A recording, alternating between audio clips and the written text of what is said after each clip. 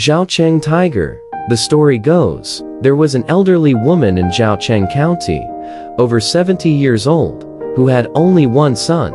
One day, her son went into the mountains and was eaten by a tiger. The old woman was devastated and cried out in despair as she went to the county yamen to lodge a complaint. The county official chuckled and said, "Can we use the official law to punish a tiger?" The old woman cried even more loudly. The county official scolded her, but she wasn't afraid. The county official took pity on her due to her old age, and couldn't bear to punish her, so he agreed to catch the tiger for her. The old woman refused to leave the yamen and insisted on waiting until the county official issued an order to catch the tiger. The county official was at a loss, so he asked the yamen runners who would be willing to go tiger hunting.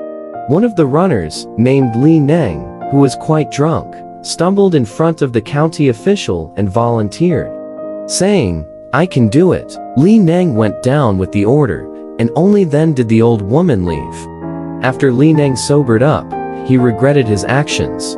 He began to think that this might be a scheme by the county official to appease the old woman and rid himself of her annoyance, so he didn't take the matter seriously.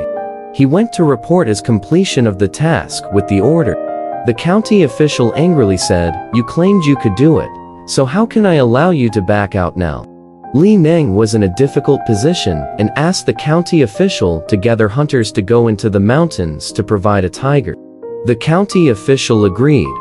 Li Neng gathered all the hunters and lay in ambush day and night in the valley, hoping to catch a tiger to use as an excuse. After more than a month, they hadn't caught any tigers.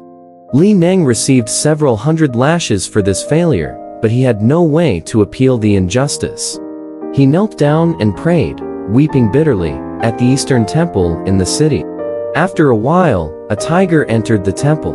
Li Neng panicked, fearing he would be eaten by the tiger. The tiger entered without looking around, squatting in the center of the doorway.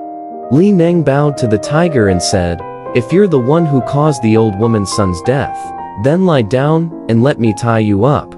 He proceeded to tie a rope around the tiger's neck, and the tiger obediently bowed its head and let him bind it. Li Neng led the tiger back to the yamen. The county official asked the tiger, "Did you eat the old woman's son?" The tiger nodded. The county official said, "An eye for an eye is an ancient principle. Moreover, the old woman only had one son.